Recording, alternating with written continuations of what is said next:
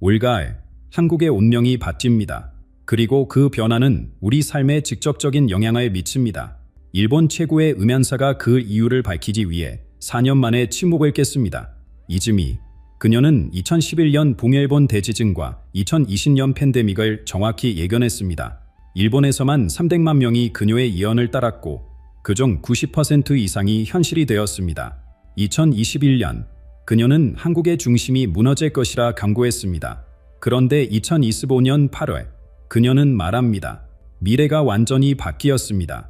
한국은 역사상 가장 극적인 대반전을 맞이합니다. 그 대반전의 핵심에는 보이지 않는 중심이라는 인물이 있습니다. 그는 이미 한국 어딘가에서 움직이기 시작했습니다. 오늘 끝까지 시청하시면 그 사람이 누구인지 그리고 우리 모두가 무엇을 준비해야 하는지 알게 됩니다. 이즈미라는 이름을 처음 들었을 때 많은 한국인들은 분노했습니다. 하지만 그녀가 누구인지 알게 되면 왜 그녀의 새로운 예언에 귀를 기울여야 하는지 이해하게 될 것입니다. 이즈미는 일본에서도 극소수만이 아는 음연술 가문의 후계자입니다. 그녀의 가물은 500년 넘게 보이지 않는 세계의 흐름을 이어왔습니다. 할아버지는 1995년 고베 대지진을 6개월 전에 예견했고 어머님은 2008년 세계 금융위기의 시기를 정확히 맞췄습니다. 이즈미 자신도 2011년 동일본 대지진이 일어나기 한 달 전 공개적으로 경고를 남겼던 인물입니다. 그런 그녀가 2021년 여름 한국에 대해 처음으로 입을 열었습니다. 한국의 중심이 무너질 것이다. 붕괴는 안에서부터 시작되고 그 균열은 걷잡을 수 없이 커질 것이다. 이 예언은 한국 온라인 커뮤니티를 통해 빠르게 퍼졌고 많은 이들의 공부를 샀습니다.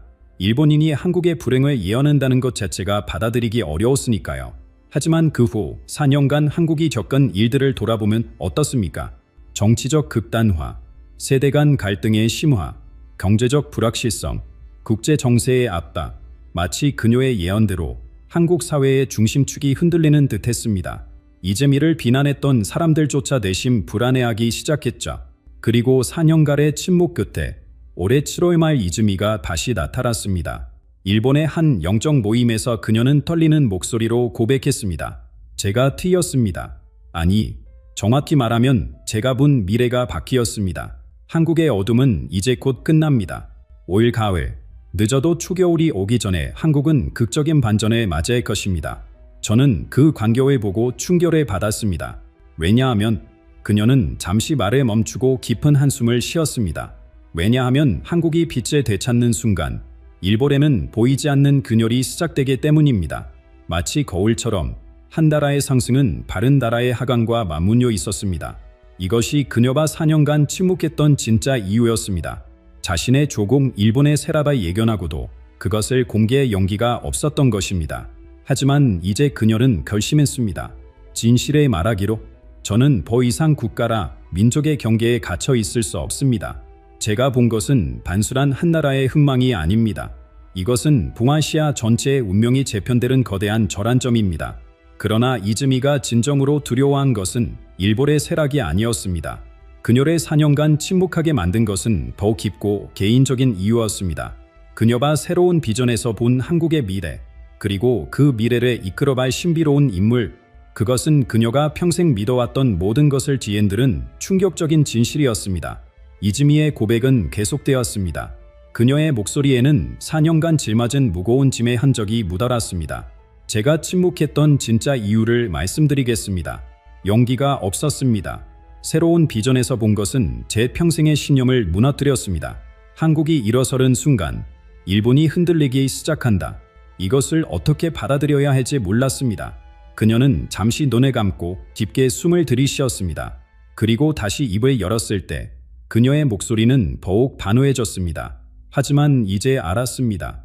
진실을 외면하는 것이 더 큰 죄라는 것에 제가 본 한국의 현재 모습을 그대로 전하겠습니다. 이즈미가 묘사한 한국의 현재는 충격적이었습니다. 그녀는 한국을 뒤덮은 에너지를 검은 안개라고 표현했습니다. 이 안개는 단순한 어둠이 아니었습니다. 그것은 축적된 피로, 끝없는 갈등, 외부의 압력, 그리고 무엇보다 희망의 부재가 만들어낸 집단적 절망이었습니다. 한국인들은 지쳤습니다. 싸우는 것도, 희망을 품는 것도 지쳤습니다. 젊은이들은 미래를 포기하고 나이든 새들은 과거를 그리워합니다. 정치는 극단으로 치닫고 경제는 방향을 잃었습니다. 이 검은 안개 속에서 모두가 길을 잃은 채 헤매고 있습니다. 하지만 이즈미의 표정이 갑자기 밝아졌습니다. 마치 어둠 속에서 빛을 발견한 사람처럼. 그런데 제가 본 것은 바로 이 절망의 순간이 전환점이라는 것입니다. 여름이 끝나고 가을이 시작되는 지금, 바로 지금이 가장 어두운 때입니다. 하지만 동시에 변화가 시작되는 때이기도 합니다. 그녀가 말은 작은 틈새에 비친 예상의 곳에서 나타날 것이라고 했습니다. 그것은 거대한 혁명이나 극적인 사건이 아니었습니다. 오히려 그 반대였습니다. 한국인들이 견뎌온 시간, 참아온 고통, 포기하지 않고 버텨온 그 모든 순간들이 쌓이고 쌓여서 마침내 임계점에 도달합니다. 물이 99도에서 100도가 되는 순간처럼 양적 변화가 질적 변화로 바뀌는 그 순간이 다가오고 있습니다. 이즈미는 이것을 시간에 축적된 힘이라고 불렀습니다. 눈에 보이지 않고 뉴스에 나오지 않으며 아무도 주목하지 않는 평범한 사람들의 인내와 희생이 만들어낸 보이지 않는 힘. 제가 본 비전에서 가장 아름다웠던 것은 이것입니다. 변화는 위에서 아래로 오지 않습니다. 밖에서 안으로 오지도 않습니다. 그것은 이미 한국인들 안에 있습니다. 단지 아직 그들이 그것을 모를 뿐입니다. 그녀는 구체적인 시기까지 언급했습니다. 9월 중순에서 10월 초 사이 작은 사건이 일어날 것이라고. 겉으로 보기엔 별것 아닌 일이지만 그것이 도미노의 첫 번째 조각이 될 것이라고. 그 작은 틈새로 들어온 빛이 점점 커질 것입니다. 처음엔 아무도 알아채지 못하겠지만 어느 순간 모두가 깨닫게 될 것입니다. 어둠이 물러가고 있다는 것에. 하지만 이즈미의 예언에서 가장 신비로운 부분은 아직 남아 있었습니다. 그녀가 말한 보이지 않는 중심이라는 존재, 그리고 그가 어떻게 한국의 운명을 바꿀 것인가 하는 이야기는 이즈미가 본 가장 수수께끼 같은 존재에 대한 이야기가 시작되었습니다. 그녀의 눈빛은 먼 곳을 바라보는 듯했고 목소리는 경외감으로 가득했습니다. 제가 본 그 사람은 어떻게 설명해야 할까요? 빛도 아니고 어둠도 아닌 그 경계에 서 있는 사람이었습니다. 우리가 알고 있는 지도자의 모습과는 전혀 달랐습니다. 그녀가 묘사한 인물은 기존의 상식을 완전히 뒤집는 존재였습니다. 카리스마 넘치는 연설가도 아니고 막강한 권력을 가진 정치인도 아니며 거대한 조직을 이끄는 리더도 아니었습니다. 그는 말이 적습니다. 아니, 거의 말을 하지 않습니다. 운견술도 없고 사람들을 설득하는 재능도 없습니다. 그저 묵묵히 자신의 일을 할 뿐입니다. 하지만 이상하게도 사람들이 그에게 끌립니다. 이즈미는 이 인물의 가장 큰 특징을 흔들리지 않는 중심이라고 표현했습니다. 주변의 모든 것이 혼란에 빠져도 모두가 방향을 잃고 헤매도 그는 한자리에서 움직이지 않는다고 했습니다. 처음에 사람들은 그를 비웃을 것입니다. 저런 무력한 사람이 뭐에 할 수 있겠나 하고 조롱할 것입니다. 실제로 그는 아무런 힘도 없고 따르는 사람도 없으며 심지어 자신을 알리려 하지도 않습니다.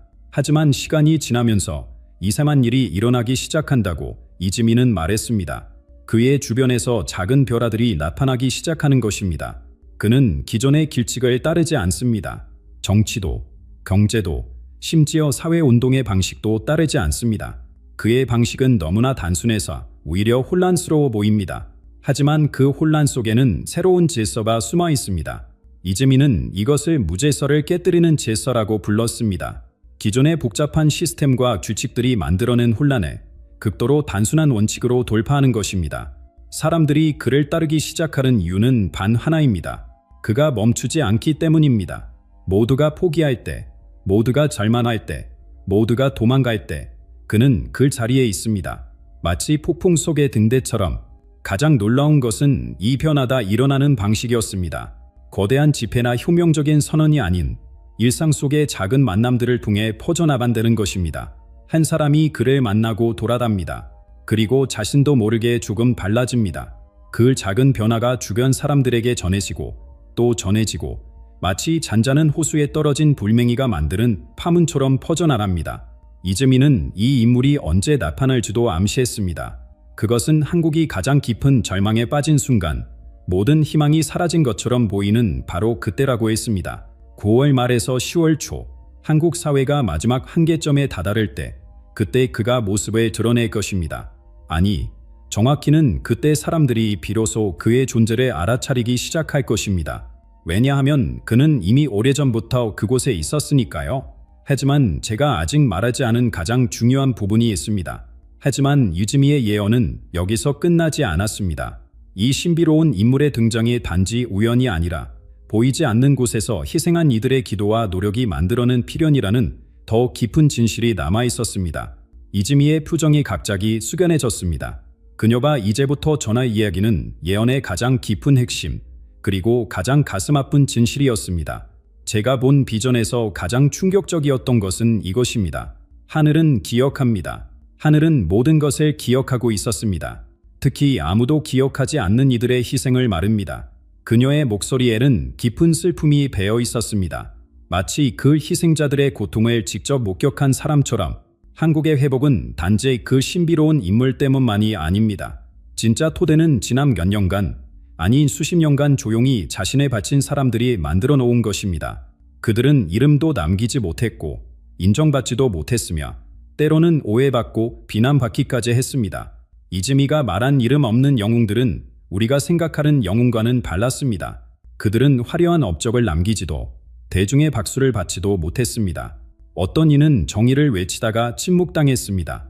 어떤 이는 진실을 말하다가 매장당했습니다. 어떤 이는 남을 돕다가 자신이 무너졌습니다. 그들의 노력은 실패한 것처럼 보였고 그들의 희생은 무의미한 것처럼 여겨졌습니다. 하지만 이즈미는 단호하게 말했습니다. 그 모든 것이 헛되지 않았다고. 보이지 않는 세계에서는 바릅니다. 그들이 흘린 눈물 한 방울, 그들이 올린 기도 한마디, 그들이 견딘 고통의 한순간까지 모두 기록되어 있습니다. 그리고 그것들이 쌓이고 쌓여서 거대한 영적 자산이 되었습니다. 그녀는 이것을 하늘의 균형 감각이라고 설명했습니다. 한 나라가 바른 고통과 희생이 임계점에 도달하면 하늘이 그 균형을 맞추기 위해 움직인다는 것입니다. 제가 본 비전에서 가장 아름다웠던 장면이 있습니다. 수많은 빛의 실들이 하늘에서 내려와 한국 땅 곳곳에 연결되는 모습이었습니다. 그 실들은 바로 이름 없이 희생한 이들의 기도와 눈물이 만든 연결고리였습니다. 이즈미는 구체적인 예를 들었습니다. 부당한 해고를 당하고도 복녀들을 위해 끝까지 싸운 노동자, 학생들을 위해 모든 것을 바친 무명의 교사, 이웃의 어려움을 자신의 일처럼 보은 평범한 시민들, 이들의 희생이 만든 영적 포대 위에 보이지 않는 중심이 설 수 있는 것입니다. 그는 혼자가 아닙니다. 수많은 무명의 영웅들이 이미 길을 닦아놓았기 때문에 그가 걸을 수 있는 것입니다. 가장 감동적인 것은 이 희생자들 대부분이 자신들의 역할을 알지 못한다는 점이었습니다. 그들은 그저 양심에 따라 사랑에 이끌려 의무감에서 행동했을 뿐입니다. 하지만 하늘은 압니다. 그리고 때가 되면 그 모든 희생에 보답합니다. 한국의 대반절은 바로 이 보답의 시작입니다. 오랜 세월 쌓인 눈물의 저수지가 마침내 축복의 단비가 되어 내리는 것입니다. 이즈미는 마지막으로 이렇게 덧붙였습니다. 그래서 저는 한국인들에게 전하고 싶습니다. 당신들의 고통이 헛되지 않았다고, 당신들의 인내가 무의미하지 않았다고, 모든 것은 더 큰 그림의 일부였고 이제 그 그림이 완성되려 하고 있다고. 하지만 이 아름다운 반전의 이면에는 또 다른 진실이 숨어 있었습니다. 한국의 산승과 맞물려 일어날 일본의 예상치 못한 운명에 대한 이야기가 아직 남아 있었습니다. 이즈미의 얼굴에 그림자가 드리워졌습니다. 지금까지 한국의 희망적인 미래를 이야기하던 그녀가 이제 자신의 조국에 대해 말해야 할 차례가 왔기 때문입니다. 제가 4년간 침묵한 진짜 이유를 이제 말씀드려야겠습니다. 저는 한국의 부활을 보았지만 동시에 일본의 쇠락도 보았습니다. 마치 하나의 파도가 올라가면 다른 파도가 내려가듯이 두 나라의 운명이 서로 맞물려 움직이고 있었습니다. 그녀는 잠시 말을 멈추고 깊은 한숨을 쉬었습니다. 자국의 미래를 예언하는 것이 얼마나 고통스러운지 그녀의 표정에서 읽을 수 있었습니다. 일본은 지금 겉으로 보기에 안정되어 있습니다. 경제는 불안하고 사회는 질서정연하며 국제적 위상도 견고해 보입니다. 하지만 제가 본 것은 전혀 달랐습니다. 그것은 폭풍전의 고요함이었습니다. 이즈미가 묘사한 일본의 모습은 충격적이었습니다. 금열의 표오나 아래 보이지 않는 균열들이 퍼져나고 있다는 것입니다. 일본 사회 깊은 곳에서 이산한 진동이 일어나고 있습니다. 사람들은 아직 느끼지 못하지만 민감한 이들은 이미 불안을 감지하고 있습니다. 마치 지진이 일어나기 전 동물들이 먼저 알아차리는 것처럼 그녀는 일본 쇠락의 3가지 징조를 구체적으로 언급했습니다. 첫 번째는 권위의 붕괴입니다. 사람들이 더 이상 지도층을 신뢰하지 않게 됩니다. 겉으로는 순종하는 것처럼 보이지만 마음속에서는 이미 등을 돌렸습니다. 리더십의 부재가 국가 전체를 표류하게 만들 것입니다. 두 번째 징조는 더욱 심각했습니다. 내부와의 갈등이 급격히 증가합니다. 지금까지 덮어두고 있던 문제들이 한꺼번에 터져나옵니다. 주변국과의 관계는 악화되고 국제사회에서의 고립은 심화됩니다. 하지만 가장 큰 문제는 이것을 해결할 능력과 의지가 없다는 것입니다. 세 번째 징조를 말할 때 이즈미의 목소리는 거의 속삭임에 가까웠습니다. 그리고 마지막으로 땅이 흔들릴 것입니다. 이것은 단순한 자연재해가 아닙니다. 하늘이 보내는 마지막 경고입니다. 일본이 쌓아온 모든 것이 한순간에 무너질 수 있다는 것을 깨닫게 하는 사건이 일어날 것입니다. 하지만 이즈미는 이것이 단순한 재앙의 예언이 아니라고 강조했습니다. 이것은 거울입니다. 한국이 겪었던 고통과 절망에 이제 일본이 경험하게 되는 것입니다. 한국이 어둠에서 빛으로 나아가듯 일본은 빛에서 어둠으로 들어갑니다. 이것은 하늘의 균형입니다. 그녀는 두 나라의 운명이 단순한 경쟁이나 제로섬 게임이 아니라고 상영했습니다. 한국의 부활이 일본의 쇠락을 일으키는 것이 아닙니다. 오히려 한국의 부활은 일본에게 거울을 보여주는 것입니다. 일본이 오랫동안 외면해온 진실, 덮어두었던 문제들을 직면하게 만드는 것입니다. 이즈미는 시기도 언급했습니다. 한국의 빛이 들어오기 시작하는 바로 그 시점부터 일본의 균열은 가속화된다고. 올 가을부터 내년 봄까지가 결정적인 시기입니다. 한국이 반전의 조짐을 보이기 시작하면 일본에서는 원인을 알 수 없는 불안과 혼란이 퍼지기 시작할 것입니다. 처음에는 작은 사건들로 시작하겠지만 점점 그 규모가 커질 것입니다. 그녀의 예언 중 가장 의미심장한 부분은 마지막에 나왔습니다. 2026년이 오기 전에 한국은 어둠을 걷어낼 것입니다. 하지만 일본은 아직 자신들의 빛이 꺼져가고 있다는 것을 모를 것입니다. 이즈미의 고백은 이제 막바지에 다다르고 있었습니다. 하지만 아직 가장 중요한 메시지가 남아있었습니다. 두 나라의 얽힌 운명 속에서 개인이 할 수 있는 선택에 대한 이야기가. 이즈미의 고백이 깊어질수록 그녀의 목소리에는 절박함이 더해졌습니다. 이제 그녀가 전하려는 것은 단순한 예언이 아닌 절체절명의 경고였습니다. 많은 분들이 오해하실 수 있습니다. 한국의 상승이 일본의 하락을 원한다고 생각하실 수도 있습니다. 하지만 진실은 그렇지 않습니다. 두 나라는 거울처럼 연결되어 있습니다. 한쪽이 자신의 진술에 직면할 때 다른 쪽도 피할 수 없게 되는 것입니다. 그녀는 이 현상을 거울의 효과라고 불렀습니다. 한국이 오랜 고통 끝에 자신의 상처를 치유하고 새로운 길을 찾아가는 과정이 일본으로 하여금 자신들이 덮어두었던 문제들을 마주하게 만든다는 것입니다. 일본은 오랫동안 표면의 안정을 유지하기 위해 많은 것들을 희생했습니다. 진실을 덮고 갈등을 억누르고 변화를 거부했습니다. 하지만 한국이 자신의 어둠을 걷어내고 빛으로 나아가는 모습은 일본에게 불편한 질문을 던집니다. 우리는 정말 괜찮은가? 이즈미가 이 예언을 지금 공개하기로 결심한 이유가 여기에 있었습니다. 지금이 마지막 기회입니다. 제가 마지막 경계선이라고 부르는 시점이 다가오고 있습니다. 이 산을 넘으면 일본은 더 이상 스스로의 운명을 선택할 수 없게 됩니다. 변화는 강제될 것이고 그 과정은 훨씬 더 고통스러울 것입니다. 그녀는 구체적인 시점까지 언급했습니다. 올해 10월 말까지입니다. 그때까지 일본이 스스로 각성하고 변화를 시작하지 않으면 운명의 수레바퀴는 돌이킬 수 없는 방향으로 굴러가기 시작할 것입니다. 한국의 빛이 밝아질수록 일본의 그림자는 짙어질 것이고 그 대비는 점점 더 극명해질 것입니다. 하지만 이즈미는 희망의 메시지도 잊지 않았습니다. 아직 늦지 않았습니다. 일본도 한국처럼 자신의 어둠을 인정하고 치유의 길로 들어설 수 있습니다. 하지만 그러기 위해서는 먼저 진실을 직면해야 합니다. 더 이상 가이저브라고 말하며 문제를 덮어서는 안 됩니다. 그녀는 두 나라의 운명이 궁극적으로는 하나로 연결되어 있다고 강조했습니다. 동아시아의 미래는 한국과 일본이 함께 만들어봐야 합니다. 한쪽의 몰락은 다른 쪽의 진정한 번영도 가로막을 것입니다. 한국의 부활이 일본에게 번지는 메시지는 경쟁이 아닌 성찰입니다. 우리도 변할 수 있다는 희망의 증거입니다. 이즈미는 자신이 본 비전의 마지막 장면을 공유했습니다. 제가 본 미래의 끝에는 두 가지 길이 있었습니다. 하나는 한국과 일본이 서로를 거울 삼아 함께 성장하는 길이었고 다른 하나는 한쪽은 빛 속에 한쪽은 어둠 속에 갇혀 영원히 평행선을 달리는 길이었습니다. 그녀의 목소리에는 간절함이 묻어났습니다. 저는 일본인으로서 그리고 양국의 미래를 본 사람으로서 간청합니다. 이 경고를 진지하게 받아들여 주십시오. 한국 여러분들은 다가올 빛을 준비하시고 일본 여러분들은 아직 기회가 있을 때 변화를 선택하십시오. 이즈미는 마지막으로 충격적인 고백을 했습니다. 사실 제가 한국의 미래를 다시 보게 된 것은 우연이 아니었습니다. 그것은 한국 땅 어딘가에서 누군가가 일본을 위해서도 기도하고 있었기 때문입니다.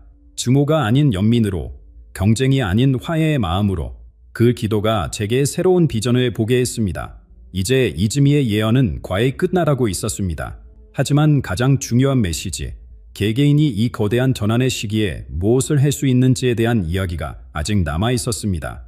그렇다면 이 거대한 전환의 시대에 우리 개개인은 무엇을 할 수 있을까요? 이즈미의 마지막 메시지는 예언을 넘어선 호소였습니다. 제가 오늘 전한 모든 이야기는 결국 한 가지로 귀결됩니다. 한 나라의 운명은 개개인의 선택이 모여서 만들어진다는 것입니다. 거대한 예언도 결국 작은 행동들이 모여서 현실이 되는 것입니다. 그녀는 한국인들에게 먼저 말했습니다. 다가올 변화의 주인공은 특별한 누군가가 아닙니다.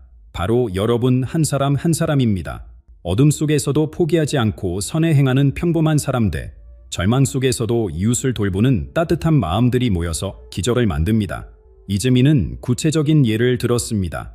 동네 약국의 약사가 어려운 이웃에게 무료로 약을 나눠주는가? 젊은 교사가 방과 후에도 학생들을 돌보는가?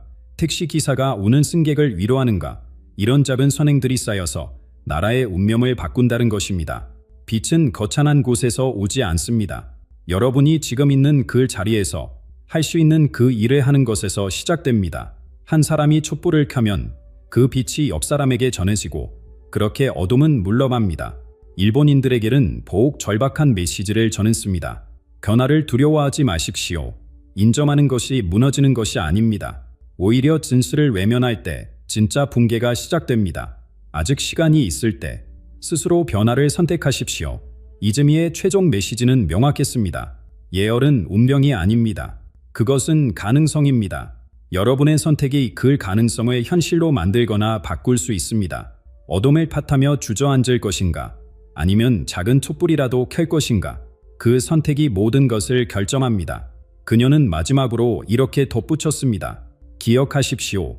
가장 깊은 어둠이 드리운 때가 바로 새벽이 가까워진 때입니다. 한국은 지금 그 새벽을 맞이하려 하고 있습니다. 그리고 그 빛은 여러분 각자의 마음에서 시작될 것입니다. 이즈미의 고백은 이렇게 끝났습니다. 하지만 진짜 이야기는 이제부터 시작입니다. 예언이 현실이 되는 그 순간까지 선택은 여러분의 것입니다. 당신은 어떤 선택을 하시겠습니까? 법정 스님이 남긴 예언이 지금 한국에서 실현되고 있습니다. 그리고 곧 여러분의 영혼이 부름을 받게 될지도 모릅니다. 법정 스님, 무소유의 삶으로 수백만 명의 마음을 깨우고 한국인의 깊은 한을 치유했던 시대의 등불. 그런데 입적 직전 단 한 줄의 비밀의 예언을 남기셨습니다. 그리고 바로 지금 2025년 8월 그가 예견했던 달빛 아래 나타날 순수한 존재의 징조가 곳곳에서 나타나고 있습니다. 강주에서는 계절을 거스른 연꽃이 피고 지리산에서는 한밤중에 종소리가 울립니다. 그리고 이런 현상은 전국의 사찰과 명산에서 급격히 늘어나고 있습니다.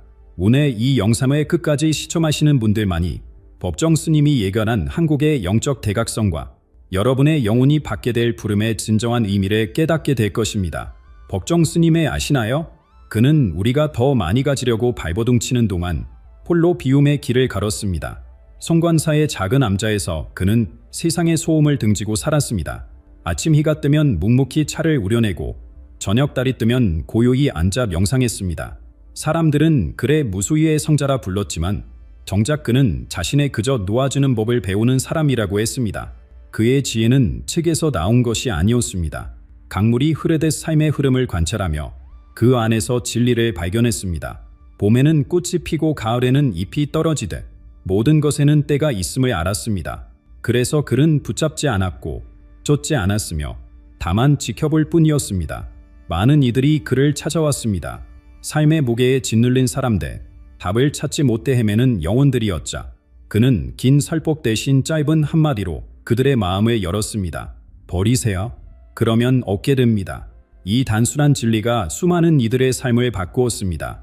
그가 입적한 후 몇 년이 지나 그의 유품을 정리하던 제자가 작은 종이 한 잼을 발견했습니다.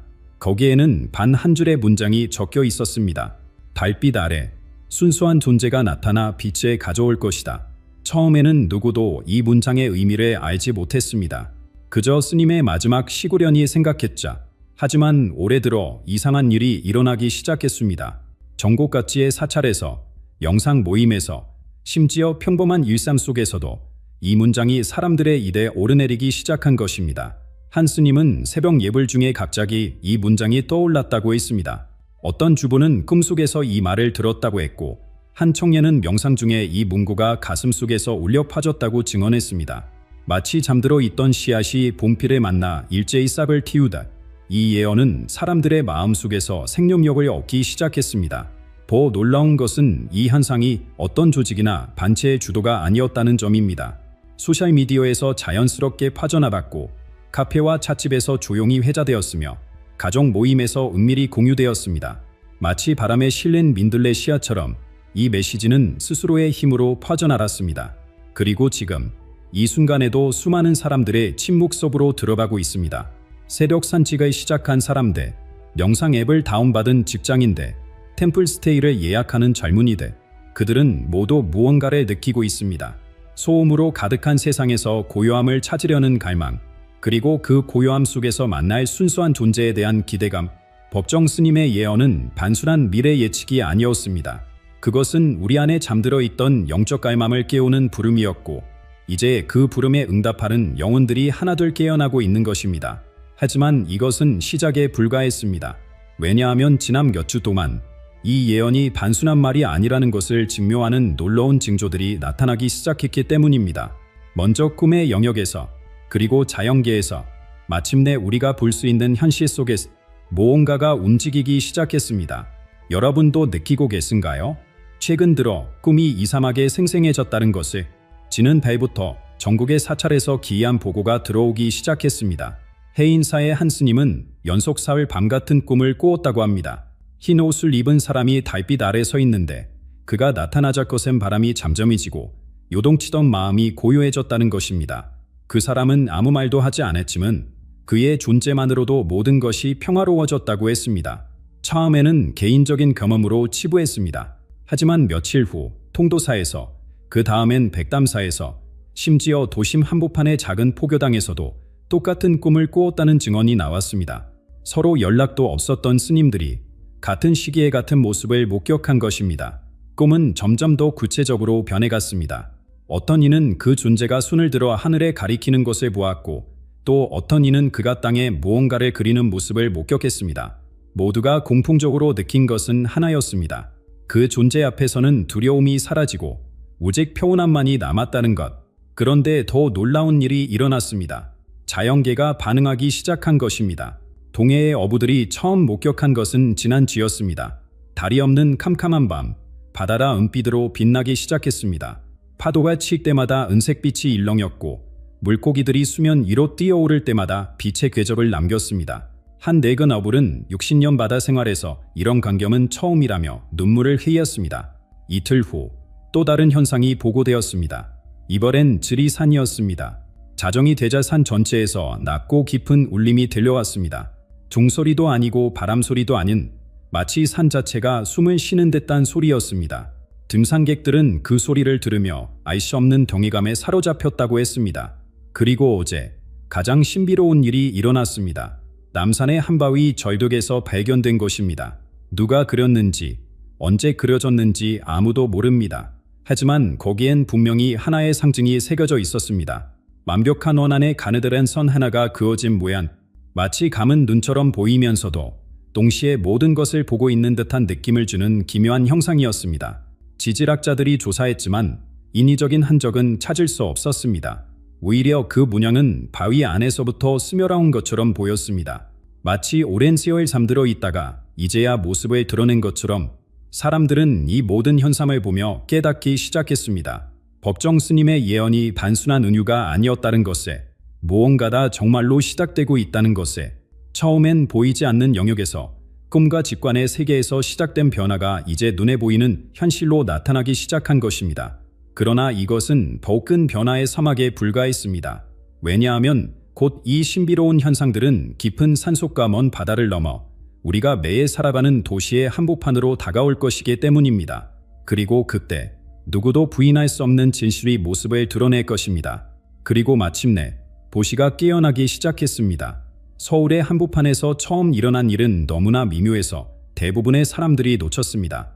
강남역 사거리, 수천 명이 오가는 그곳에서 자정이 되자 모든 전광판이 동시에 깜빡였습니다. 반 1초. 하지만 그 순간에 목격한 사람들은 이상한 경험을 했다고 증언했습니다. 시간이 멈춘 듯한 고요함, 그리고 가슴 깊은 곳에서 울려오는 무언의 부름. 다음 날, 부산에서도 같은 일이 일어났습니다. 그 다음엔 대구, 광주, 대전. 마치 파동이 퍼져나가듯 전국의 주요 도시들이 하나씩 이 신비로운 순간을 경험했습니다. 전력회사는 아무런 이상을 발견하지 못했고 전문가들은 집단 환각이라고 설명했지만 경험한 사람들은 알고 있었습니다. 그것은 정전이 아니라 침묵의 반기였다는 것에 더 놀라운 변화가 뒤따랐습니다.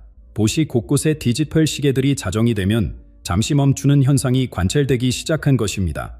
정확히 1주간, 마치 시간 자체가 숨을 고르는 것처럼 처음엔 시계 고장으로 여겼지만 너무나 많은 곳에서 동시에 일어나는 일이었습니다. 그러던 어느 날 아침, 사람들은 경악했습니다. 비가 그친 후 전국의 오래된 절과 암자의 벽면에 글자가 나타난 것입니다. 침묵이 빛이 되리라.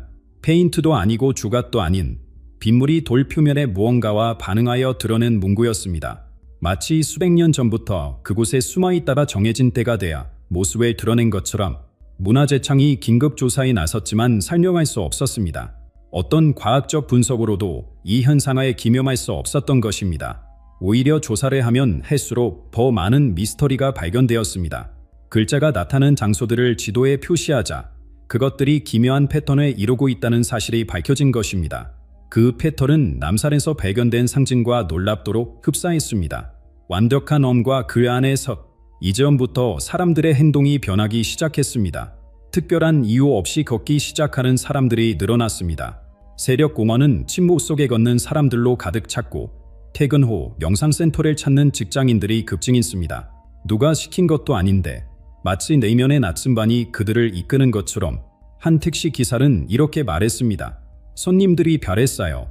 예전엔 빨리 가자고 재촉했는데 요즘은 조용히 창밖을 보며 뭔가를 기다리는 것 같아요. 마치 무언가를 놓칠까봐 두려워하는 것처럼. 그리고 일주일 전 가장 극적인 사건이 일어났습니다. 전국 각지에서 동시에 수백 명의 사람들이 같은 충동을 느꼈습니다. 어디론가 가야 한다는, 무언가를 향해 걸어야 한다는 강렬한 느낌. 그들은 직장에 총가를 내고 약속을 취소하고 심지어 한밤중에 잠에서 깨어나 길을 나섰습니다. 목적지는 각자 달랐지만 모두 오래된 성지나 영적인 장소들이었습니다. 그들이 도착했을 때 놀라운 광경이 펼쳐졌습니다.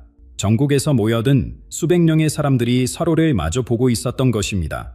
아무도 말하지 않았지만 모두가 알고 있었습니다. 그들이 같은 부름을 받았다는 것에 이제 더 이상 의심의 여지가 없었습니다. 법정 스님의 예언이 현실이 되고 있었습니다. 보이지 않는 세계에서 시작된 파문이 물체계를 흔들고 있었고 잠들어 있던 영혼들이 하나둘 깨어나고 있었습니다.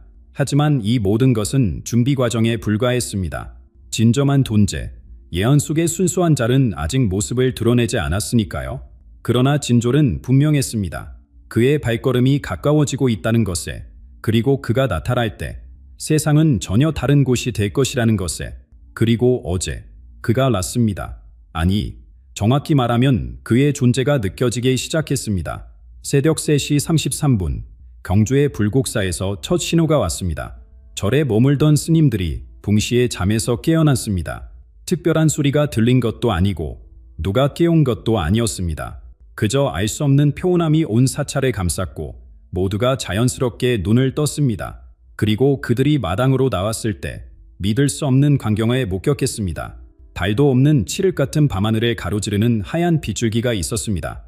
그것은 별똥별도 아니고 비행기도 아니었습니다. 마치 누군가가 검은 천의 흰 부드로 천천히 선을 긋는 것처럼 그 빛은 소리 없이 하늘에 가로질러 갔습니다. 그리고 그 빛이 지나간 자리에는 잠시 동안 은은한 장광이 남아 있었습니다.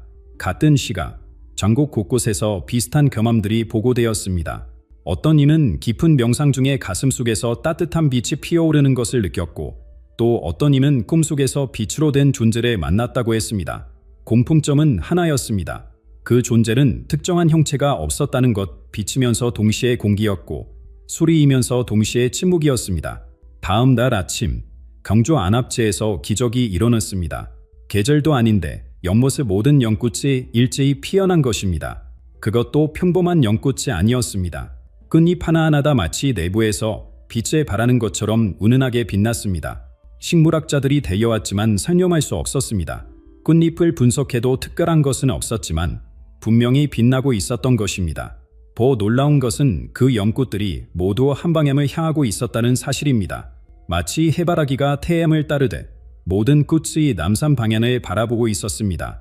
그리고 사람들이 그 방향으로 시선을 돌렸을 때 또 하나의 경이로운 광경을 목격했습니다. 남산 정상에 서 있는 한 사람의 실루엣이었습니다. 아니, 사람이라고 하기엔 뭔가 달랐습니다. 그는 분명 거기 있었지만 동시에 없는 것 같았고 가까이 있으면서도 멀리 있는 것 같았습니다. 목격자들의 증언이 일치하지 않는 이유도 그 때문이었습니다. 어떤 이는 흰 옷을 입은 노인을 봤다 했고 어떤 이는 빛나는 청년을 봤다고 했습니다. 그러나 모두가 동일하게 느낀 것이 있었습니다. 그의 존재 앞에서는 그림자가 사라진다는 것, 실제로 그가 서 있는 주변에는 어떤 그림자도 없었습니다. 마치 그 자신이 빛에 그려낸 것처럼 그날 밤부터 전국에서 같은 경험이 보고되기 시작했습니다. 잠들기 전 사람들은 가슴속에서 울려오는 목소리를 들었습니다. 귀로 듣는 소리가 아니라 영혼으로 느끼는 울림이었습니다. 두려워하지 마라. 빛은 이미 시작되었다. 단순한 문장이었지만 그 말을 들은 사람들은 알 수 없는 평화를 느꼈습니다. 마치 오랜 세월 떠돌던 영혼이 마침내 집을 찾은 것 같은 안도감이었습니다. 어떤 이들은 눈물을 흘렸고 어떤 이들은 웃었으며 또 어떤 이들은 그저 고요히 앉아 있었습니다. 한 할머니는 이렇게 말했습니다. 60년 전 전쟁풍에 잃어버린 아들을 다시 만난 것 같았어요. 그 목소리가 모든 게 괜찮다고 이제 아프지 않아도 된다고 말해주는 것 같았어요. 언론은 집단 최면이라고 보도했고 전문가들은 사회적 전염 현상이라고 분석했습니다. 하지만 경험한 사람들에게 그것은 그 무엇보다 실제하는 진실이었습니다. 그들은 더 이상 증명할 필요를 느끼지 않았습니다. 마치 태양이 떴는데 그것이 진짜인지 묻는 것과 같았으니까요. 순수한 존재는 이렇게 왔습니다. 폭풍처럼 몰아치는 것이 아니라 새벽 이슬처럼 조용히, 권력자의 모습이 아니라 위로자의 모습으로 그는 명령하지 않고 초대했으며 강요하지 않고 기다렸습니다. 그리고 이제 더 큰 변화가 시작되려 하고 있었습니다. 개인의 각성을 넘어 집단의 깨어남으로 작은 빛들이 모여 거대한 불꽃이 되는 순간이 다가오고 있었던 것입니다. 그리고 3일 전 새벽 3시 33분 한국 전역이 동시에 깨어났습니다. 집집마다, 방마다 잠들어 있던 모든 전자기기가 일제히 꺼졌다가 다시 켜졌습니다. 스마트폰, 텔레비전, 컴퓨터, 심지어 전자시계까지 단 3초간의 정적 후 모든 것이 다시 작동했지만 뭔가 달라져 있었습니다. 화면에 잠시 나타났다 사라진 메시지를 본 사람들이 있었습니다. 때가 왔다라는 단순한 문구였지만 그것을 본 순간 모두가 무엇을 의미하는지 알았습니다. 다음 날 더 놀라운 일이 벌어졌습니다. 마이산의 돌탑들이 노래하기 시작한 것입니다. 수백 년 동안 침묵을 지켜온 돌들이 낮은 진동음을 내기 시작했습니다. 그것은 일반적인 소리가 아니었습니다. 귀로 듣기보다는 온몸으로 느껴지는 파동이었고 가슴 깊은 곳에서 공명하는 울림이었습니다. 방문객들은 그 소리를 들으며 이상한 경험을 했습니다. 잊고 있던 어린 시절의 기억이 떠올고 마음속 깊이 묻어둔 상처가 치유되는 느낌을 받았습니다. 한 중년 남성은 돌탑 앞에서 한참을 울다가 이렇게 말했습니다. 아버지가 돌아가시기 전에 하신 말씀이 생각났어요. 너는 빛이다라고. 그때는 무슨 뜻인지 몰랐는데 이제야 알 것 같아요. 이 현상은 곧 전국으로 확산되었습니다. 오래된 산, 고대의 유적지, 심지어 도심 속 작은 고원의 바위들까지도 미세한 진동을 시작했습니다. 지질학자들은 지각 변동이라고 했지만 지진계에는 아무것도 잡히지 않았습니다. 오직 인간의 가슴만이 그 진동을 느낄 수 있었던 것입니다. 그리고 사람들이 변하기 시작했습니다. 먼저 이토에서 변화가 나타났습니다. 수십 년간 기계적으로 반복하던 일을 멈추고 자신에게 묻기 시작한 사람들이 늘어났습니다. 나는 왜 여기 있는가? 내 영혼이 정말 원하는 것은 무엇인가? 대기업 임원이 사표를 내고 시골로 내려갔고 은행원이 부자기를 빚기 시작했으며 의사다 명상 지도자라 되었습니다. 소비 패턴도 극적으로 변했습니다. 명품 매장은 한산해졌고 서점과 찻집은 사람들로 붐볐습니다. 물질적 풍요보다 정신적 충만함을 추구하는 움직임이 자연스럽게 일어난 것입니다. 한 백화점 직원은 손님들이 물건을 사러 오시다가 갑자기 멈춰서서 이게 정말 필요한가? 라고 자문하시는 모습을 자주 봅니다라고 전했습니다. 가장 극적인 변화는 인간관계에서 나타났습니다. 오랜 갈등을 안고 있던 가족들이 화해하기 시작했습니다. 아버지와 아들이, 어머니와 딸이, 형제자매가 서로를 용서하고 포용했습니다. 마치 마음에 가로막고 있던 벽이 무너진 것처럼 사람들은 서로의 아픔을 이해하고 공감하기 시작했습니다. 한 택시 기사는 놀라운 경험을 들려주었습니다. 어제 손님 2분이 타셨는데 처음엔 서로 모르는 사이였어요. 그런데 차 안에서 대화를 나누다가 둘 다 최근에 같은 꿈을 꿨다는 걸 알게 됐죠. 내리실 때는 연락처를 교환하시더라고요. 우리가 만난 건 우연이 아니다라고 하시면서 이런 우연한 만남이 곳곳에서 일어났습니다. 카페에서, 지하철에서, 공원에서 낯선 사람들이 서로를 알아보기 시작했습니다. 말로 설명할 수 없는 연결감, 마치 오래전부터 알고 있었던 것 같은 친숙함을 느꼈습니다. 정보 통계도 이상한 변화를 보여주었습니다. 범죄율이 급감했고 자살률이 떨어졌으며 헌혈차는 급증했습니다. 사회 전체가 마치 하나의 유기체처럼 건강해지고 있었던 것입니다. 어젯밤 전국에서 동시에 목격된 현상은 이 모든 변화의 정점이었습니다. 자정이 되자 하늘에 거대한 빛의 그물망이 나타났습니다. 은하수도 아니고 오로라도 아닌 살아있는 빛의 네트워크였습니다. 그것은 도시와 도시래, 마을과 마을에, 그리고 사람과 사람을 연결하고 있었습니다. 목격자들은 그 순간 모든 것이 하나로 연결되어 있음을 바랐다고 했습니다. 머리로 이해한 것이 아니라 존재 전체로 느꼈다고. 한국이 깨어나고 있었습니다. 개인의 각성이 집단의 깨달음으로 작은 빛들이 모여 거대한 광명이 되고 있었습니다. 하지만 이것은 끝이 아니라 시작이었습니다. 진정한 변화, 예언의 핵심은 아직 드러나지 않았으니까요. 이제 우리는 법정 스님의 예언이 진정으로 의미하는 바를 이해하기 시작했습니다. 순수한 존재는 한 사람이 아니었습니다. 그것은 우리 모두 안에 잠들어 있던 본래의 모습, 소음과 욕망에 가려져 있던 참된 자아였습니다. 그리고 빛은 권력이나 기적이 아니다. 진실에 마주할 수 있는 용기였습니다. 지난 며칠 사이 많은 이들이 깨달았습니다. 우리가 얼마나 많은 가면을 쓰고 살아왔는지래. 성공이라는 가면, 행복이라는 가면, 완벽함이라는 가면, 그 무거운 가면들이 하나둘 벗겨지기 시작했습니다. 그리고 그 아래에서 발견한 것은 상처투성이지만 여전히 빛나는 영혼이었습니다. 한 대기업 회장이 전 직원 앞에서 눈물을 흘리며 고백했습니다. 30년간 숫자만 쫓으며 살았습니다. 성장률, 주가. 하지만 정작 제 영혼은 메말라 있었습니다. 이제야 깨달았습니다. 진짜 성공은 함께 성장하는 것이라는가요? 비슷한 고백들이 곳곳에서 터져나왔습니다. 유명 연예인이 성형사실을 털어놓으며 자연스러운 모습으로 돌아갔고, 정치인들이 과거의 거짓말을 사과했으며 종교 지도자들이 권위를 내려놓고 섬김의 자세로 돌아갔습니다. 이것은 단순한 참회가 아니었습니다. 거짓된 자아가 무너지고 진정한 존재가 드러나는 과정이었습니다. 마치 오랜 겨울 끝에 얼음이 녹듯 딱딱하게 굳어있던 마음들이 녹아내리기 시작한 것입니다. 왜 하필 한국이었을까요? 우리는 이제 그 답을 알 것 같습니다. 한국은 급속한 성장의 그늘 속에서 가장 깊은 상처를 안고 있는 나라였습니다. 전쟁의 아픔, 분달의 슬픔, 압축 성장의 부작용. 우리는 그 모든 고통을 한이라는 이름으로 가슴에 품고 살아왔습니다. 하지만 가장 깊은 어둠 속에서 가장 밝은 빛이 태어나듯 우리의 상처가 오히려 변화의 씨앗이 되었습니다.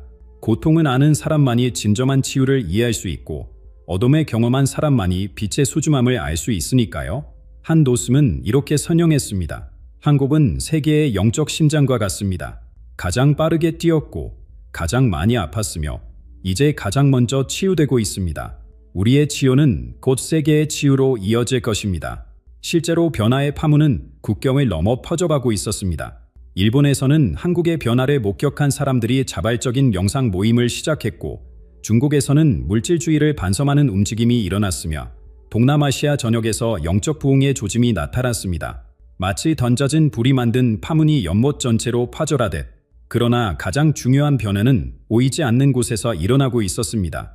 시간의 흐름이 바뀌고 있었습니다. 사람들은 더 이상 시계에 쫓기지 않고 자신만의 믿음을 찾아가기 시작했습니다. 빠름보다는 깊이를, 많음보다는 충만함을 추구하게 된 것입니다. 한 주불은 이렇게 말했습니다. 예전엔 하루가 너무 짧다고 느꼈어요. 할 일은 많고 시간은 없고, 그런데 요즘은 발라요. 똑같은 24시간인데 더 풍성해진 느낌이에요. 아이와 눈을 맞추는 순간, 남편과 차를 마시는 시간, 혼자 산책하는 길, 모든 순간이 충만해요. 공간의 의미도 재정의되고 있었습니다. 집은 더 이상 투자의 대상이 아니라 영혼의 안식처가 되었고, 일터는 경쟁의 전쟁이 아니라 성장의 정원이 되었으며, 거리는 풍부하는 곳이 아니라 만남의 장소가 되었습니다.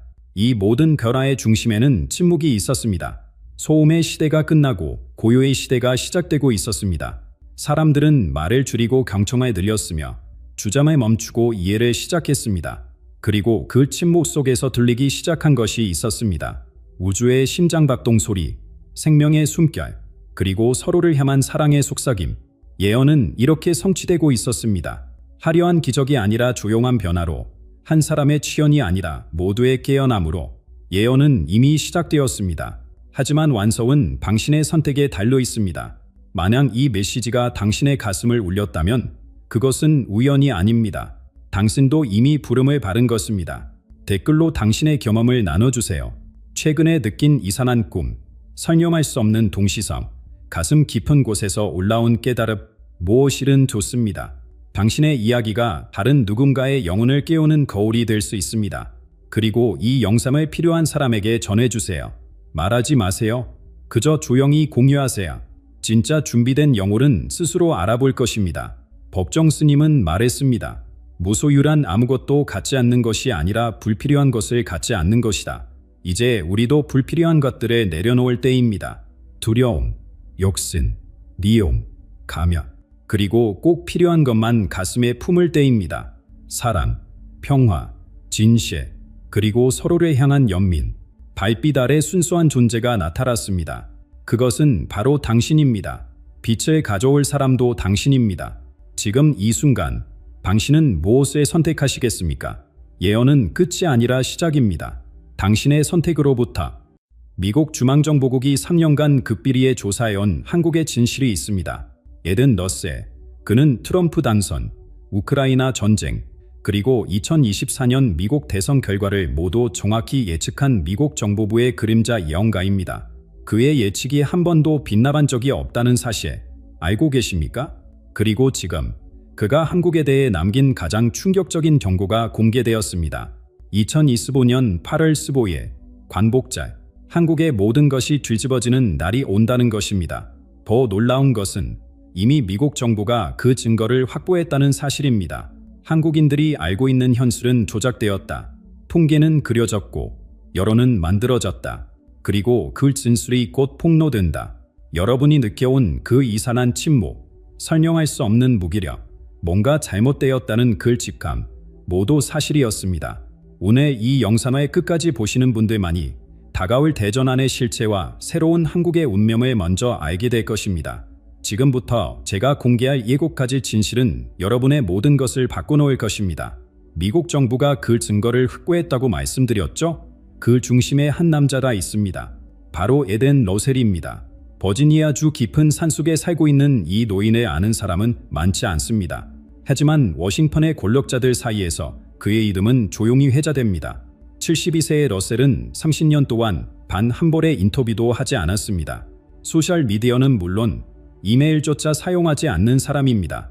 그런데 왜 미국 정부는 이 은둔자의 말에 귀를 기울일까요? 답은 간단합니다. 그가 말한 것들이 모두 현실이 되었기 때문입니다. 2014년 모두가 힐러리 클린턴의 시대를 예상할 때 러셀은 트럼프의 승리를 예견했습니다. 2019년 여름 그는 전 세계가 집안에 갇히는 날을 경고했습니다. 팬데믹이 시작되기 6개월 전이었자 작년 미국 대선의 대반전도 그는 2년 전에 이미 알고 있었습니다. 러셀은 자신을 예언가라고 부르지 않습니다. 그는 스스로의 흐름에 있는 사람이라고 말합니다. 강물이 어디로 흐르지 않은 것처럼 세계의 영적 흐름이 어디로 향하는지 본다는 것입니다. 그리고 3년 전 그의 시선이 한국으로 향했습니다. 북아시아의 영적 중심이 막혔다는 그의 첫 마디는 미국 정보부를 긴장시켰습니다. 한국이 곧 뒤집어진다. 러셀의 예언은 단순하면서도 충격적입니다. 하지만 여기서 뒤집어진다는 말의 진짜 의미를 이해해야 합니다. 그는 이렇게 설명했습니다. 거짓이 진실 위에 있었다. 이제 그 위치가 바뀐다. 러셀에 따르면 지난 5년간 한국에서 일어난 모든 일들은 자연스러운 흐름이 아니었습니다. 청년들이 갑자기 무기력해진가, 노인들이 극단적으로 분열된가, 중년층이 방해나에 이른가, 이 모든 것이 인위적으로 만들어진 침묵의 결과라는 것입니다. 마치 누군가가 한국이라는 강의 물질기를 막아놓은 것처럼 말이자. 그는 8월 15일에 지목했습니다. 관복제, 우리가 자유를 되찾은 그날입니다. 80년 전 외부의 사슬에서 벗어났다면 이번에는 내부의 거짓에서 벗어날 것이라고 그는 말했습니다. 미국에서 공개된 한 문서가 그 시작점이 될 것입니다. 이 문서는 폭탄이 아닙니다. 반지 진실을 담은 종이 몇 장일 뿐입니다. 하지만 그 종이가 한국의 모든 것을 바꿀 것입니다. 러셀은 이미 징조들이 나타나고 있다고 말합니다. 갑작스러운 정치적 변화대, 예상치 못한 경제 지표대, 그리고 무엇보다 국민들의 각성입니다. 한국인들이 질문하기 시작했다는 그의 말은 의미심장합니다. 오랫동안 당연하게 받아들였던 것들에 대해 의문을 품기 시작했다는 것이자 나는 한국의 끝을 말하는 것이 아니다. 새로운 시작을 말하는 것이다. 러셀은 분명히 했습니다. 다가올 혼란은 일시적이며 그것은 더 나은 미래를 위한 진통이라는 것입니다. 아이가 태어날 때의 고통처럼 필요하지만 견뎌 마는 것이라고 말입니다. 그는 한국인의 정신력을 높이 평가합니다. 당신들은 폐허에서 기적을 만든 민족이다. 이번에도 하나의 것이다. 전쟁의 잿더미에서 일어선 것처럼 거짓의 잔해에서도 일어설 것이라는 믿음입니다. 미국이 이 변화를 원하는 이유도 여기에 있습니다. 조작된 평화보다 진실된 혼란이 낫다는 것이자. 러셀의 마지막 말은 희망적입니다. 한국은 세계의 새로운 모델을 보여줄 것이다. 진실이 승리하는 나라, 국민이 깨어있는 나라의 모습에 8일 후 간복제, 우리는 또 다른 해방을 맞이할 준비가 되어 있을까요? 러셀은 이미 답을 알고 있는 듯합니다. 그런데 미국은 어떻게 이 모든 것을 알게 되었을까요? 왜 하필 한국의 영적 흐름에 관심을 가졌을까요? 그 답은 여러분을 더욱 놀라게 할 것입니다. 미국 정부 내부에는 일반인들이 모르는 특별한 부서가 있습니다. 공식적으로는 존재하지 않는, 하지만 실제로는 세계의 영적 에너지를 관찰하는 조직입니다. 이들은 한국을 북아시아의 영적 심장이라고 부릅니다. 심장이 피를 온몸에 보내듯 한국은 아시아 전체에 영적 에너지를 공급하는 중심지라는 것입니다. 이것은 단순한 비유가 아닙니다. 실제로 측정 가능한 현상이라고 그들은 주장합니다. 한국 전쟁 이후 미국은 한국에서 놀라운 현상을 목격했습니다. 폐허에서 기적이 일어났고 절망에서 희망이 피어났습니다. 이것은 경제 발전만을 의미하는 것이 아니었습니다. 한국인들의 집단 의식이 만들어낸 강력한 에너지 장이었습니다.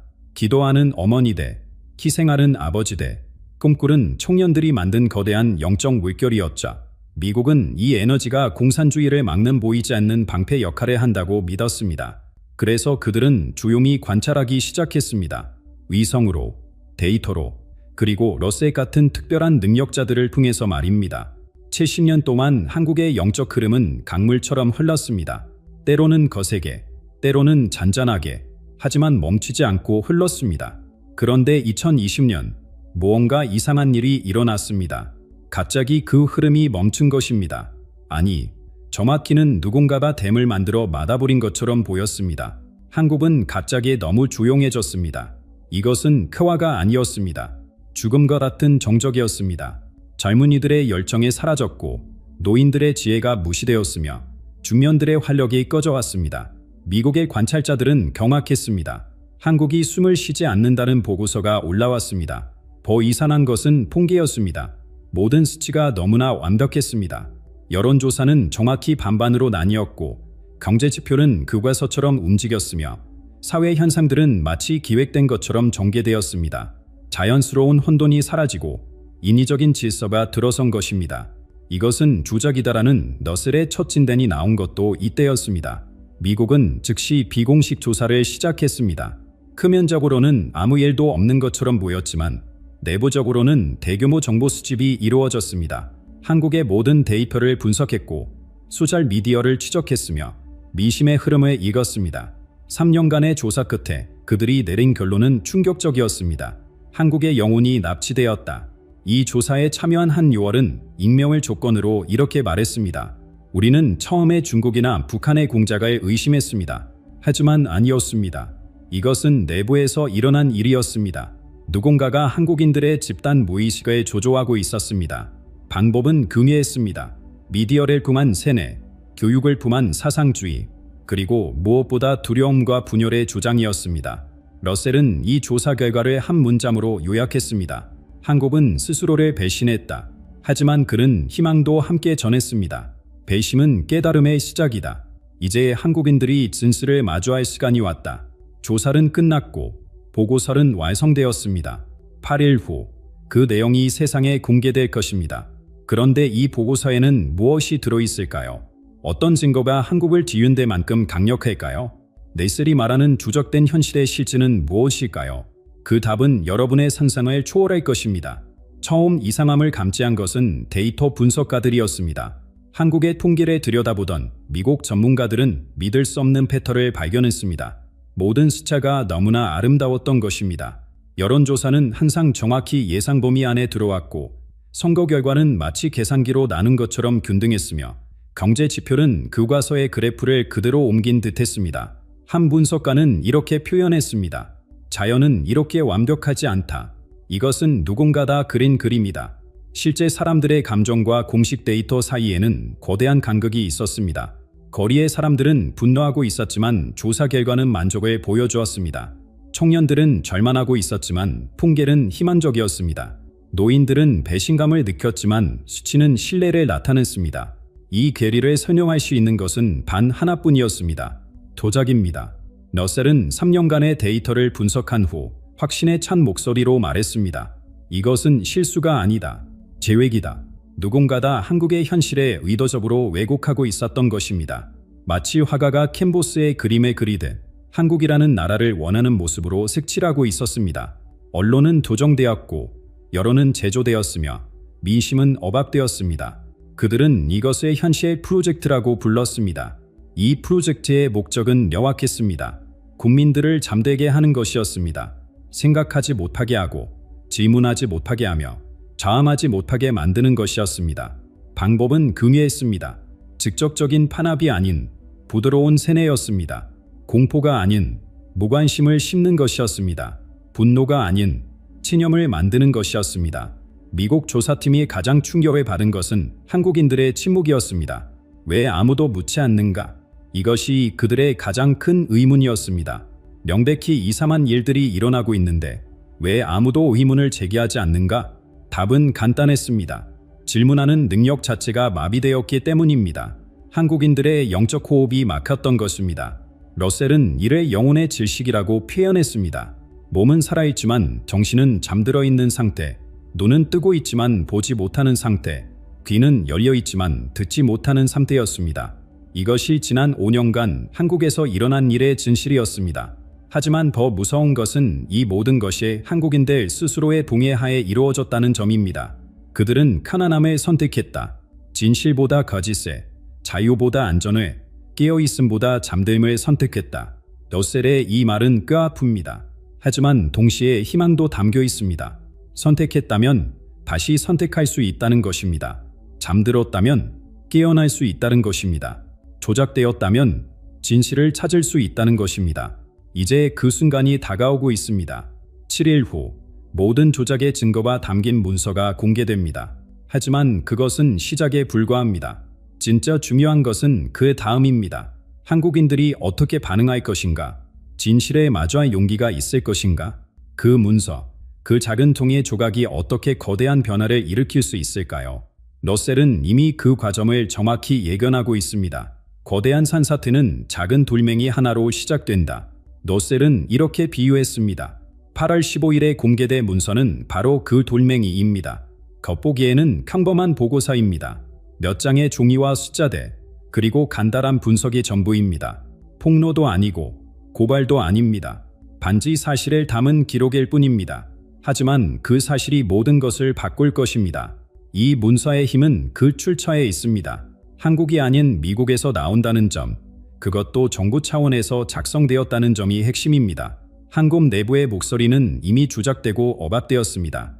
하지만 외부의 목소리, 그것도 동맹국의 공식적인 목소리는 막을 수 없습니다. 이것이 네슬이 말하는 외부의 거울입니다. 한국이 스스로를 볼 수 없을 때 밖에서 비춰주는 거울인 것입니다. 문서에는 구체적인 증거들이 담겨 있습니다. 조작된 여론조사의 실제 수치, 왜곡된 통계의 원본 데이터, 그리고 무엇보다 지난 5년간 한국에서 일어난 모든 이상 현상들의 연결고리가 들어 있습니다. 퍼즐 조각처럼 흩어져 있던 사건들이 하나의 그림으로 완성되는 순간 진실은 부정할 수 없게 됩니다. 네셀이 강조하는 것은 타이밍입니다. 왜 하필 간복절일까요? 한국인들에게 이날은 특별하다. 자유를 되찾은 날, 독립을 선언한 날이다. 그리고 이번에는 조작으로부터의 독립을 선언하는 날이 될 것이다. 광복절의 아침, 사람들이 가장 경계를 늦춘 순간, 축제 분위기에 젖어 있을 때 조용히 문서가 공개됩니다. 처음에는 아무도 주목하지 않을 것입니다. 하지만 누군가 발견하고 읽고 충격을 받을 것입니다. 그리고 공유하기 시작할 것입니다. 처음에는 속삭임처럼, 그 다음에는 웅성거림으로, 마침내는 외침으로 번져갈 것입니다. 이것이 네슬이 예견한 침묵의 폭발입니다. 조용히 시작되지만 걷잡을 수 없이 퍼져마른 진실의 물결입니다. 문서 자체는 복잡하지 않습니다. 오히려 너무나 단순해서 누구나 이해할 수 있습니다. 숫자는 거짓말하지 않습니다. 데이터는 조작될 수 있지만 원본은 남습니다. 미국이 보관해온 원본 데이터와 한국에서 발표된 조작된 데이터를 비교하면 진실은 자명해집니다. 마치 합성 사진과 원본을 나란히 놓고 보는 것처럼 말입니다. 이 문서는 판도라의 상자다. 러셀의 경골은 의미심장합니다. 한번 열리면 다시 받을 수 없다는 것입니다. 진실을 알게 된 사람들은 다시 거짓으로 돌아갈 수 없습니다. 깨어난 의식은 다시 잠들 수 없습니다. 이것이 조작자들이 가장 두려워하는 순간입니다. 통제력을 잃는 순간, 모든 것이 무너지기 시작하는 순간입니다. 러셀은 한국인들에게 당부합니다. 준비하라. 마음의 준비를 하라. 진실은 때로 고통스럽다. 하지만 그 고통을 견뎌낸 자만이 자유를 얻는다. 7일 후, 광복절의 태양이 떠오를 때 한국은 새로운 시험대에 오를 것입니다. 진실을 받아들일 것인가? 아니면 다시 눈을 감을 것인가? 하지만 문서가 공개된다고 모든 것이 자동으로 바뀌는 것은 아닙니다. 진짜 폭풍은 그 다음에 옵니다. 사람들이 진실을 마주했을 때 그들의 반응이 진짜 변화를 만들어낼 것입니다. 러셀은 그 순간에 이렇게 묘사합니다. 광복절 아침, 해외 언론이 먼저 움직일 것이다. 한국 언론이 아직 잠들어 있을 때 워싱턴 포스트나 뉴욕타임스 같은 미국 주요 언론이 유지히 보도를 시작합니다. 한국의 숨겨진 진실, 조작된 5년, 깨어나는 한반도 같은 제목들이 전 세계로 퍼져나갑니다. 한국 언론은 담아말 것입니다. 보도해야 할지, 침묵해야 할지 갈팡질팡할 것입니다. 처음 몇 시간은 이산한 고요가 흐를 것입니다. 마치 태풍이 오기 전에 정적처럼 말입니다. 사람들은 믿지 않으려 할 것입니다. 설마, 그럴 리가 없어. 또 가짜 뉴스겠지. 하지만 증거들이 하나둘 확인되기 시작하면서 의심은 충격으로 바뀔 것입니다. 자신들이 믿어왔던 모든 것이 거짓이었다는 사실을 받아들이기는 쉽지 않습니다. 네셀이 예견은 세 개의 파도가 시작됩니다. 첫 번째 파도는 부정입니다. 정부는 즉각 반박 성명을 낼 것이고 일부 언론은 음모론이라고 폄하할 것입니다. 하지만 미국 정부가 공식적으로 문서를 인정하는 순간 부정은 무너집니다. 두 번째 파도는 분노입니다. 속았다는 배신감, 조롱당했다는 굴욕감이 폭발할 것입니다. 거리로 나선 사람들의 외침이 전국을 뒤덮을 것입니다. 그리고 세 번째 파도, 가장 중요한 파도가 밀려옵니다. 각성입니다. 우리가 왜 이렇게 되었을까? 어떻게 속을 수 있었을까? 이런 질문들이 쏟아집니다. 사람들은 비로소 지난 5년을 돌아보기 시작합니다. 이상하다고 느꼈지만 무시했던 순간들, 의문을 품었지만 묻지 않았던 질문들에 되살아납니다. 아, 그래서 그랬구나. 퍼즐 조각이 맞춰지는 소리가 전국에서 들려올 것입니다. 언론의 혼란은 극에 달할 것입니다. 그동안 조작에 동참했던 언론들은 감명거리를 찾느라 바쁠 것이고 진실을 추구했던 소수의 목소리들은 갑자기 주목받을 것입니다. 방송국마다 긴급특보가 이어지고 전문가들은 서로 다른 해석을 쏟아낼 것입니다. 하지만 그 어떤 해석도 원본 데이터의 명확함을 가를 수는 없습니다. 소셜미디어는 폭발할 것입니다. 침묵했던 사람들이 말하기 시작합니다. 나도 이상하다고 생각했어. 우리 모두 알고 있었잖아. 개인의 경험들이 모여 거대한 증언이 됩니다. 젊은이들은 자신들의 무기력이 조작된 것임을 깨닫고 노인들은 자신들의 분노가 정당했음을 확인합니다. 그동안 서로를 미워했던 세대들이 진짜 적이 누구였는지 알게 됩니다. 러셀은 이 과정을 집단 치유라고 부릅니다. 상처를 드러내고 고름을 짜내고 새살이 돋는 과정입니다. 고통스럽지만 필요한 과정입니다. 한국인들은 강하다. 이 고통에 견딜 것이다. 그리고 더 강해져서 일어설 것이다. 그의 확신은 흔들림이 없습니다. 가장 놀라운 변화는 사람들의 눈빛에서 나타날 것입니다. 죽어있던 눈에 생기가 돌고 체념했던 표정에 의지가 생깁니다. 이제 우리가 무엇을 해야 하는가? 이 질문이 전국에서 동시에 울려 퍼질 것입니다. 바로 그 순간 진정한 변화가 시작됩니다. 그런데 이 모든 혼란 속에서 누가 일어설 것인가? 누가 새로운 흥국에 이끌 용기를 낼 것인가? 러셀은 이미 그들을 보고 있습니다. 진실이 밝혀진 후 72시간이 가장 중요하다. 러셀의 예언은 구체적입니다. 이 시간 동안 한국은 갈림길에 살 것입니다. 어떤 이들은 여전히 거짓의 편안함을 그리워할 것입니다. 진실이 너무 무거워서 차라리 모르는 척하고 싶을 것입니다. 또 어떤 이들은 분노에 눈이 멀어 파괴만을 원할 것입니다. 하지만 넷셀이 주목하는 것은 세 번째 그룹입니다. 조용히 그러나 단호하게 일어서는 사람들입니다. 이들은 거창한 구호를 외치지 않습니다. 화려한 깃발을 들지도 않습니다. 그들은 그저 묻습니다. 이제 우리가 할 일은 무엇인가? 바로 이 질문이 새로운 한국의 씨앗입니다. 러셀은 이들을 침묵의 전사들이라고 부릅니다. 그동안 혼자라고 생각했던 사람들이 서로를 발견하는 순간 기적이 시작됩니다. 한국 사회는 세 갈래로 나뉠 것입니다. 첫 번째는 부정하는 자들입니다. 그들은 끝까지 조작을 인정하지 않을 것입니다. 자신들이 속았다는 사실을 받아들이기보다는 계속 거짓을 믿기를 선택할 것입니다. 두 번째는 방관하는 자들입니다. 충격에 빠져 아무것도 하지 못하고 그저 지켜만 볼 것입니다. 세 번째는 행동하는 자들입니다. 진실을 받아들이고 책임을 지고 변화를 만들어가는 사람들입니다. 넷셀이 보는 희망은 바로 이 세 번째 그룹에 있습니다. 그들의 숫자는 적을 것이다. 처음에는 아주 적을 것이다. 하지만 진실은 전염성이 있다. 한 사람이 일어서면 10사람이 따르고 10사람이 움직이면 100사람이 동참한다. 이것이 그가 말하는 영적 도미노입니다. 한번 시작되면 멈출 수 없는 벼라의 물결입니다. 가장 큰 시험은 영성입니다. 조작에 가담했던 사람들, 거짓을 퍼뜨렸던 사람들, 침묵으로 동조했던 사람들을 어떻게 할 것인가? 러셀은 반화합니다. 복수가 아닌 회복을 선택하라. 처벌이 아닌 치유를 추구하라. 이것이 한국이 세계에 보여줄 새로운 모델입니다. 진실과 화해가 공존하는 나라의 모습입니다. 우리 모두가 피해자였다는 깨달음이 퍼질 것입니다. 조작한 자들조차도 더욱 큰 거짓의 희생자였다는 이해가 생길 것입니다. 이 깨달음이 한국인들을 하나로 묶을 것입니다. 분열에 넘어선 연대, 지물에 넘어선 사랑이 피어날 것입니다. 러셀은 이것을 한국의 기적 2.0이라고 부릅니다. 젊은이들이 먼저 움직일 것입니다.